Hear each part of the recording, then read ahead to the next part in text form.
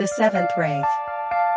Deep in the swampy backwaters of a small Vietnamese village, where ancient banyan trees cast long shadows and bamboo groves whisper secrets in the wind, the Trong family carried a legacy steeped in mysticism. This is the tale of Lan, a young woman chosen by her great-grandfather, a revered sorcerer of Chinese descent, to inherit his spiritual gifts and wield the Lo Ban Than Zich, a sacred ruler etched with ancient runes, capable of measuring both the physical world and the realms beyond.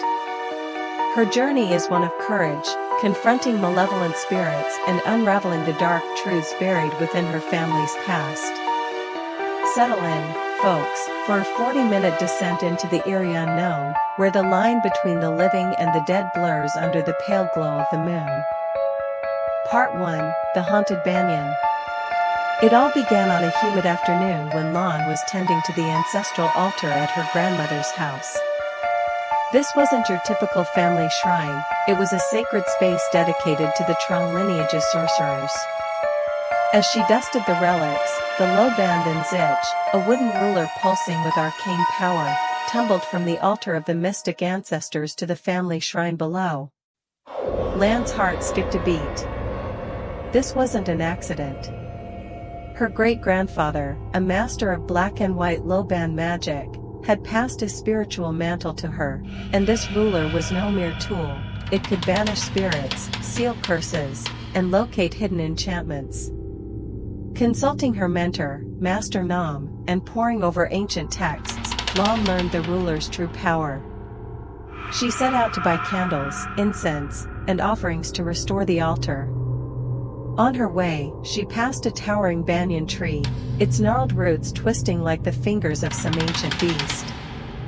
There, she saw something that chilled her to the bone, a boy, no older than 10, slamming his head against the trunk, blood trickling down his face. His movements were mechanical, his eyes vacant, as if possessed. Lan rushed to pull him away, but his head was stuck, fused to the bark. Then she saw it, a grotesque face forming in the tree's rough surface, its black eyes glaring, fangs protruding like thorns. This was no ordinary ghost. It was a mock tin, a tree wraith born from trapped souls turned malevolent. Master Nam had taught her about these entities, but he was away, exorcising another spirit. Lan was on her own.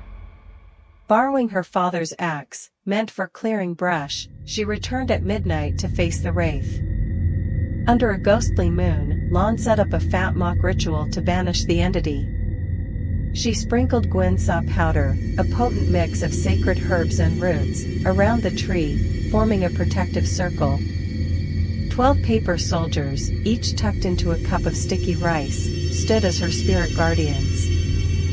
5 talismans, representing the elements of metal, wood, water, fire, and earth, were planted in a pentagram. Holding the Lo Ban ruler, she lit 3 incense sticks, chanting to summon her ancestors' strength.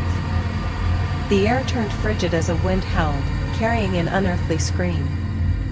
The tree came alive, its bark rippling with faces, men, women, children, young and old, all carved from the wood, their mouths gaping with needle-like fangs. They stared at Lan, their eyes burning with malice. Using her Inyon vision, a gift that let her see the spirit world, Lan knew these were lost souls, bound to the tree for centuries. "Who dares harm the living?" she bellowed.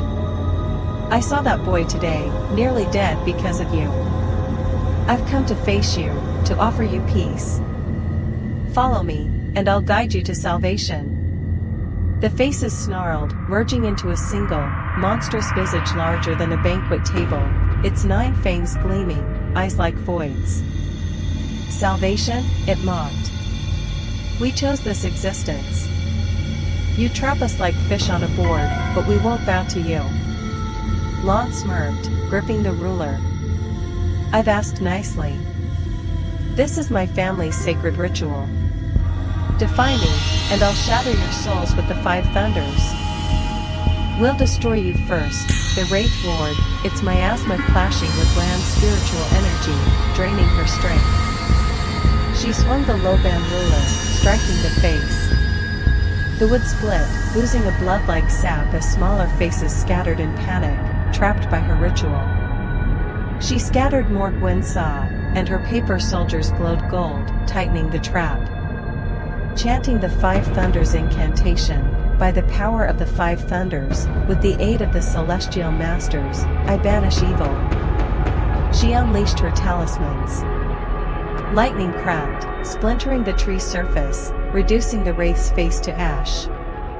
Digging beneath the roots, Lon found a long iron nail, a relic of an old curse.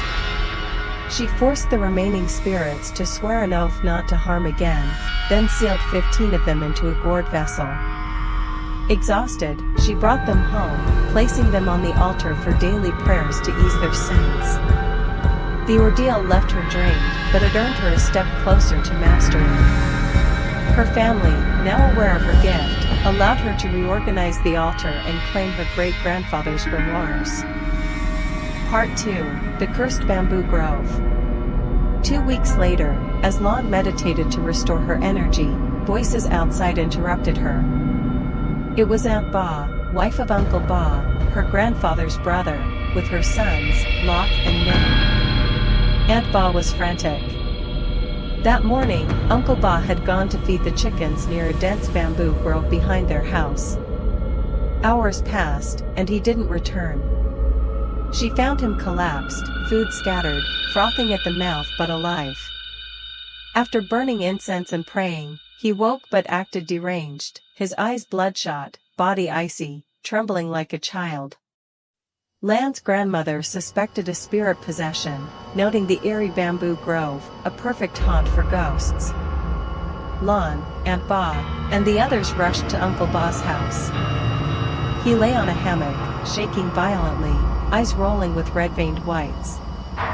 Touching his hand, Lon felt a chilling force push her back. Using her Inyan vision, she saw a spectral arrow lodged in his side, causing his agony. She drew a talisman with incense ash and gave him blessed water. The dark energy receded, and a small shadow darted toward the bamboo. Following it, Lon heard children's laughter. "She's here." On the bamboo tips hung severed heads of children, their eyes glowing, bodies slashed open, dangling like grotesque lanterns. Some were infants, others 5 years old, all bound by invisible threads.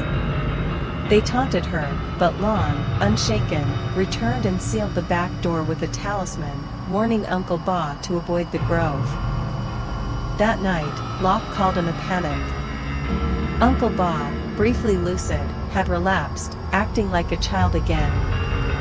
He wandered to the grove, offering imaginary bread and water hyacinths to friends, giggling in a high-pitched voice.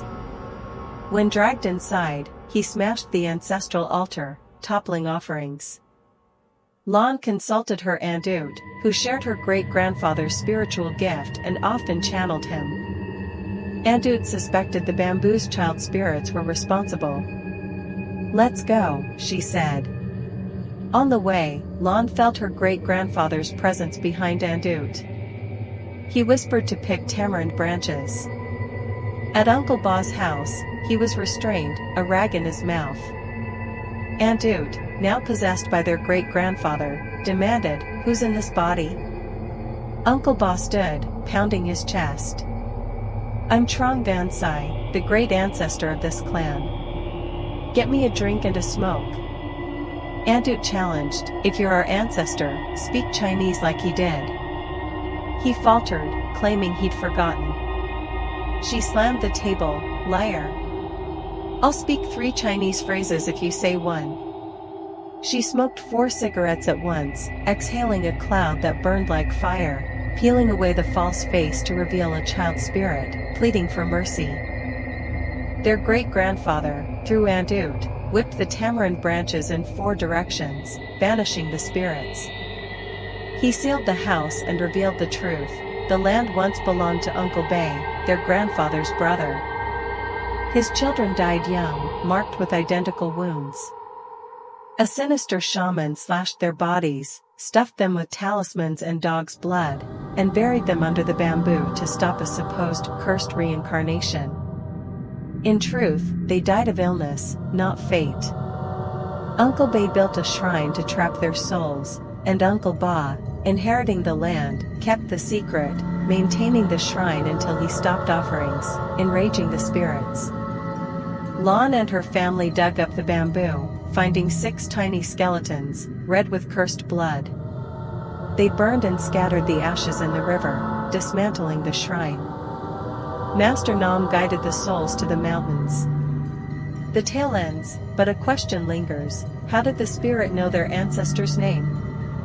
Something darker may lurk beyond.